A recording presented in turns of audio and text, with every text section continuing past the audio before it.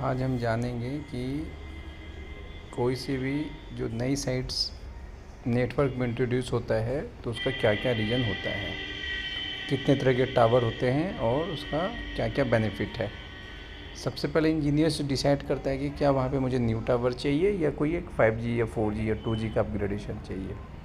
तो जो major thing होती है वो होती है, पहला, या अगर कहीं पे कवरेज गैप है, कहीं पे डार्क स्पॉट है, कहीं पे सिग्नल नहीं आ रहा, वहाँ के लिए भी हम नए टावर का इंट्रोडक्शन कर सकते हैं। दूसरा, अगर कैपेसिटी और कंजक्शन रिलीफ चाहिए, कोई साइट नहीं है, कंजक्शन आ रही है, कॉल ड्रॉप हो रही है, वहाँ पे भी हम इसका यूज़ करते हैं।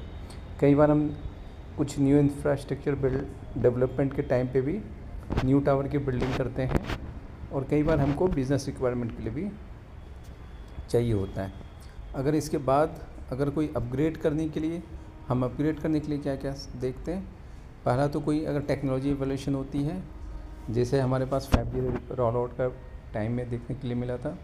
कुछ अगर स्पेक्ट्रम में रिफार्मिंग होती है, स्पेक्ट्रम रिफार्मिंग मीन्स अगर कोई नया स्पेक्ट्रम इंट्रोड्यूस होता है नेटवर्क में तो हमें वहाँ पे भी अपग्रेडेशन करना पड़ता है।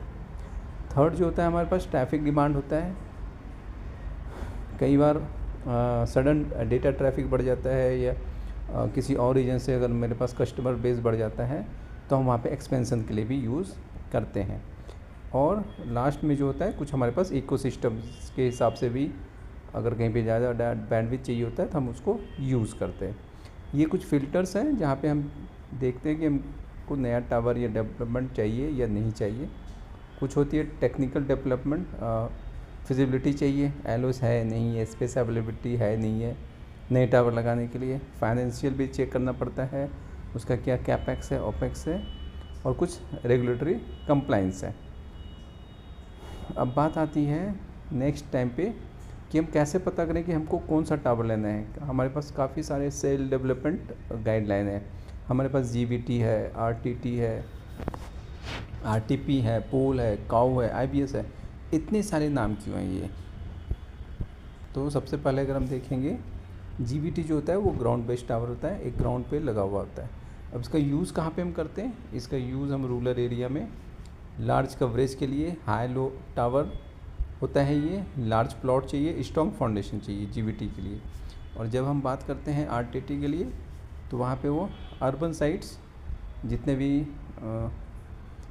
मुंबई जैसे शहर में जहाँ पे काफ़ी डेंस पॉपुलेटेड एरिया है, वहाँ पे हम आरटीटी का उपयोग करते हैं।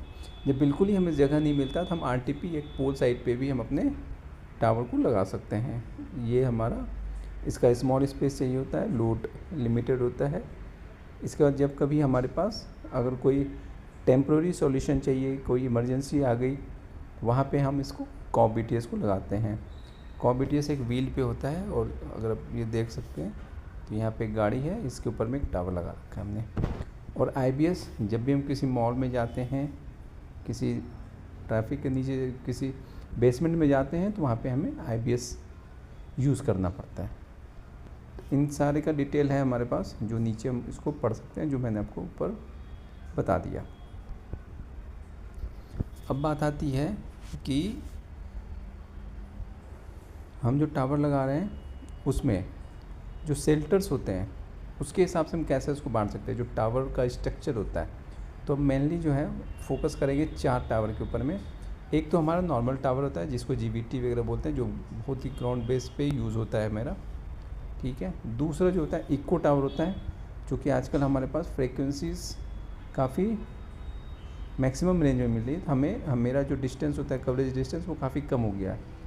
हायर फ्रिक्वेंसी, लो वेवलेंथ, तो कवरेज एरिया कम होने की वजह से हमें इको टावर्स पे ज़्यादा काम करना पड़ता है।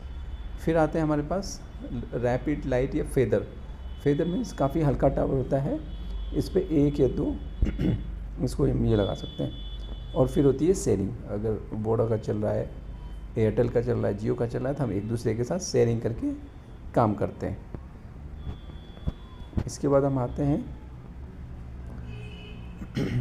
कुछ साइटें होती हैं जिसको हम माइक्रो बोलते हैं, स्मॉल सेल होता है, उसके बारे में थोड़ा सा डिटेल है।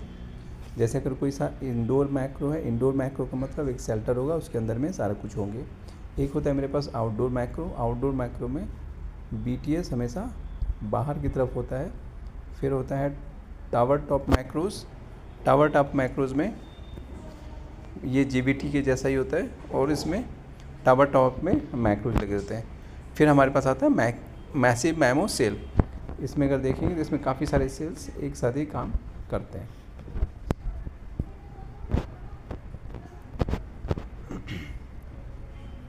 ये जो होता है स्मॉल सेल के लिए जो होता है मैक्रो सेल होता है, एक छोटे छोटे सेल्स बने हुए रहते हैं। फिर स्मॉल सेल होते हैं जहाँ पे लार्ज क्राउडेड एरिया होता है, वहाँ पे यूज़ कर सकते हैं। और कुछ लैम्प सेल भी यूज़ होते हैं।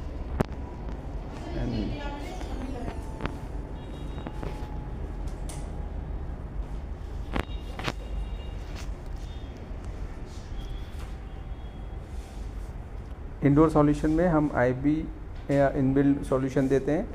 कुछ जगह पे पिको सेल होता है और कहीं पे क्यू सेल का भी हम यूज़ करते हैं। जहाँ पे गैदरिंग होती है वहाँ पे हम क्यू सेल लेते हैं। अगर घरों पे कवरेज नहीं आता तो वहाँ पे हम लो पावर नोड के लिए स्मॉल इंडोर स्पेस बनाते हैं।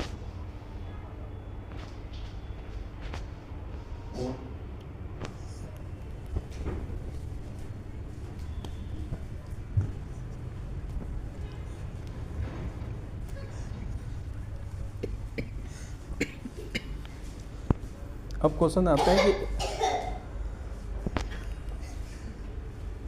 कि जो में अब क्वेश्चन आता है कि फ्रॉम एक साइट की जर्नी क्या होती है, एक साइट को कब हम लाइव कर सकते हैं।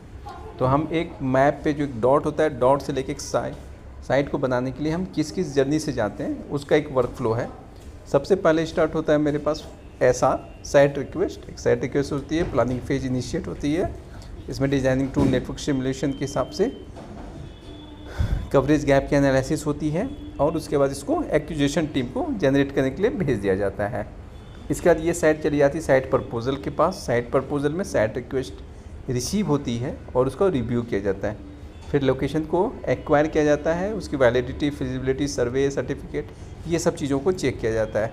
फिर कोऑर्डिनेट किया जाता है लैंडलॉर्ड से, उसके साथ निगोशिएट और लीज एग्रीमेंट्स हम लोग करते हैं। देन हम building assessment and engineering checking होती है। उस बिल्डिंग पे हम टावर खड़ा कर सकते हैं, नहीं कर सकते, काफ़ी सारे चेक पॉइंट्स होने के बाद वो अप्रूवल के लिए चला जाता है। अप्रूवल पे जाने के बाद वो हमारे पास साइट ऑर्डर के नाम पे आ जाता है। साइट ऑर्डर जो होती है उसको फिर फाइनेंशियल से हमें अप्रूव कराना होता है। BOQ बनाना पड़ता है कि उस पर कितना क्या खर्च आएगा, उसके हिसाब से हमें फाइनलाइज वेंडर सिलेक्शन और ऑर्डरिंग करने के लिए दिया जाता है। फिर लॉजिस्टिक और शेड्यूलिंग हो जाती है और कंपोनेंट वहाँ पे चली जाती है। And after that all work done, हमारा टावर खड़ा हो जाता है। खड़ा होने के बाद जो भी सिविल वर्क्स हैं, साइट प्रिपरेशन, फाउंडेशन, टावर को खड़ा करना, पावर, इलेक्ट्रिक सिस्टम सारे कुछ लगाना, और इसके बाद हमें बता दिया जाता है ये टावर खड़ा हो गया, अब अपना इक्विपमेंट लगा सकते हैं। एंड लास्ट में जब हम अपना इक्विपमेंट्स पावर का, माइक्रोवेव का, RF का सारे एंटीनास यूज़ कर लेते हैं, इलेक्ट्रिसिटी यूज़ करते हैं, फिर हमारा साइट वो लाइव हो जाता है और ऑपरेशंस को हैंड ओवर हो जाता है। तो ये 5 प्रोसेस में हमारा एक साइट यूज़ होता है। अब बात आती है कि हमारे पास टावर के ऊपर में देखने के लिए क्या क्या चीज़ मिलता है। तो हमारे पास जो कुछ सेल टावर के कंपोनेंट्स जो हैं, ये हमारे पास, अगर एंटीना को एक टावर को सही से देखा जाए तो एक GPS एंटीना होता है। GPS एंटीना जो सिंक्रोनाइजेशन करने के लिए यूज़ करते हैं। फिर एविएशन वार्निंग लाइट होती है, जो रेड लाइट टावर के ऊपर में दिखती है, ये किसी भी एयरक्राफ्ट को इंडिकेशन के लिए दिया जाता है। देन पैनल एंटीना सेक्टर, जिसे हमारा मोबाइल कम्युनिकेट करता है, GSM के जैसा ही होता है ये, और GSM ही है ये। फिर ये इसकी कनेक्टिविटी एक रेडियो यूनिट से होती है, तो यहाँ पे दिख रहा है रेडियो यूनिट। देन एक माइक्रोवेव एंटीना, डिश एंटीना होता है जो गोल जैसा दिख रहा है, ये माइक्रोवेव एंटीना है। एंड देन इसके पीछे आउटडोर यूनिट लगी हुई जाती है। इन सभी चीज़ों का डिटेल हमने यहाँ पे लिख रखा है। जो पावर यूटिलिटी और कंपोनेंट्स होते हैं साइटों पे, उसके बारे में जान लेते हैं। ये एक होता है डीजल जनरेटर, जहाँ पे हम जिसको DG भी बोलते हैं शॉर्ट में। अगर इलेक्ट्रिसिटी नहीं आ रही, बैटरी पैक नहीं है, तो DG पे हम यूज़ करते हैं। उसका एक फ्यूल टैंक होता है जिसमें हम फ्यूल डालते हैं। अर्थ पीट होती है जिसे हम अर्थिंग करते हैं। अर्थिंग काफ़ी इंपॉर्टेंट होता है किसी भी साइट्स के लिए। इसका इलेक्ट्रिसिटी यूज़ करने के लिए हम इलेक्ट्रिसिटी ईबी का इंस्टॉलेशन भी देखते हैं वहाँ पे। उसका मीटर होता है और ओडीएस एससी होता है, आउटडोर कैबिनेट होता है। अगर कोई भी बीटीएस वगैरह लगाना होता है तो हम यहाँ पे लगा के देखते हैं। ये तो होती है बाहर की चीज़ें। अब अंदर जो सेल्टर के अंदर क्या क्या चीज़ें होती है वो एक बार देख लेते हैं। सबसे पहले पावर सिस्टम में पहले एसी डिस्ट्रीब्यूशन बॉक्स होता है। ये सारा जो भी डिस्ट्रीब्यूशन बॉक्स होता है करंट की, उसका डिस्ट्रीब्यूशन बॉक्स होता है। फिर डीसी डिस्ट्रीब्यूशन यूनिट होती है, एसी और डीसी का डिस्ट्रीब्यूशन यूनिट होता है। फिर रेक्टिफायर सिस्टम होता है, एसएमआर, इसको एसएनएमपी भी कई जगह पे बोलते हैं। एंड फिर उसका एक बैटरी बैंक होता है। इसके अलावा जो यूज़ होता है हमारे पास टेलीकॉम का रैक यूज़ होता है। टेलीकॉम रैक में हम एक माइक्रोवेव की एडीयू यूज़ करते हैं। फिर राउटर हो सकता है, स्विच हो सकता है, बेसबैंड यूनिट हो सकता है जिससे कि आरएफ कनेक्शन यूज़ होता है। और लास्ट में एक आपका ओडीएफ हो सकता है। अगर जैसे कोई फाइबर लोकेशन है तो वहाँ पे हमारा ओडीएफ यूज़ होता है। ठीक है, तो ये सारा कुछ है। ये मैं जो डॉक्यूमेंट है ये मैं लिंक के नीचे डाल दूँगा।